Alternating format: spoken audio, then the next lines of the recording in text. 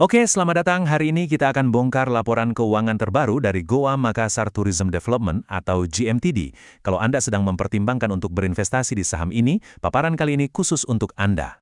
Langsung aja ke pertanyaan utamanya ya, GMTD ini kelihatannya tumbuh di tahun 2025. Tapi pertumbuhannya ini sehat nggak sih? Atau jangan-jangan cuma dibeli dengan tumpukan utang yang lebih besar? Nah, itu yang akan kita bedah sama-sama. Oke, ini kesimpulan singkatnya di depan khusus untuk Anda para investor. Intinya begini, ekspansi GMTD itu ternyata dibiayai oleh peningkatan utang yang, ya, lumayan signifikan. Dan ini tentu saja secara langsung menaikkan profil risiko perusahaan kalau kita bandingkan dengan tahun sebelumnya. Nah, biar nggak cuma sekadar kesimpulan, ayo kita lihat langsung angkanya. Kita akan bedah data inti dari neraca keuangan mereka. Kita mulai dari data paling fundamental ya, neraca keuangan GMTD. Di sini kita lihat perbandingan antara total aset dan total liabilitas dari akhir tahun 2024 ke 2025. Angka-angka inilah yang akan menjadi dasar dari semua analisis kita. Lihat, total asetnya naik 8,54%. Kelihatannya bagus kan? Ini artinya perusahaan memang lagi berekspansi, memperluas basis sumber dayanya. Di atas kertas, ini sinyal yang positif. Tapi, nah ini dia masalahnya. Total liabilitas atau utangnya meroket 17,72%. Itu lebih dari 2 kali lipat kecepatan pertumbuhan asetnya. Inilah teman-teman, inti dari cerita keuangan GMTD tahun ini. Oke, jadi kita punya aset yang tumbuh, tapi utang yang tumbuhnya lebih ngebut.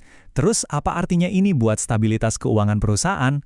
Mari kita dalami lebih lanjut pakai rasio solvabilitas. Alat ukur yang kita pakai adalah rasio utang terhadap aset. Gampangnya gini, rasio ini ngasih tahu kita seberapa besar porsi aset perusahaan yang sebenarnya dibiayai pakai utang. Semakin tinggi angkanya, ya semakin besar ketergantungan mereka sama pinjaman, dan artinya risikonya juga makin tinggi. Dan angkanya memang naik, dari 35,8% di tahun 2024, sekarang jadi 38,8%. Maksudnya gimana? Artinya, untuk setiap Rp100 aset yang dimiliki GMTD, sekarang hampir Rp39-nya itu berasal dari utang. Porsinya lebih besar dari tahun lalu. Nah, ini bagian yang menarik. Peningkatan utang ini punya dua sisi mata uang. Implikasinya beda banget loh kalau kita lihat untuk jangka pendek versus jangka panjang. Jadi, inilah trade-off-nya. Untuk jangka pendek, kesehatan likuiditas mereka sedikit terganggu. Kemampuan bayar tagihan-tagihan cepatnya menurun, kelihatan dari rasio lancar yang turun dari 3,18 jadi 2,61. Cadangan keamanannya jadi lebih tipis. Nah, untuk jangka panjang, ini soal struktur modal. Ketergantungan pada utang yang makin besar ini bikin profil risiko jangka panjangnya jadi lebih tinggi. Fondasi keuangannya bisa dibilang jadi sedikit lebih goyah. Oke, sekarang mari kita satukan semua potongan puzzle ini. Saya akan berikan rangkuman final yang bisa langsung Anda pakai untuk mengambil keputusan investasi.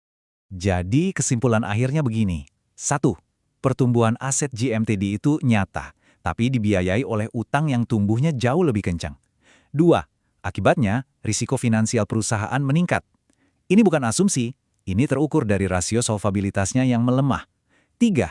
Kemampuan mereka untuk bayar kewajiban jangka pendek atau likuiditasnya juga menurun. Jadi sebagai investor, Anda harus benar-benar menimbang potensi pertumbuhan ini sepadan nggak dengan risiko yang jelas-jelas naik. Pada akhirnya, semua kembali ke Anda sebagai investor. Dengan semua data ini di tangan, pertanyaannya sekarang adalah, apakah potensi keuntungan dari pertumbuhan GMTD ini sepadan dengan risiko yang lebih tinggi yang harus Anda tanggung? Nah, ini adalah pertanyaan kunci yang perlu Anda jawab sebelum menaruh uang Anda di sana.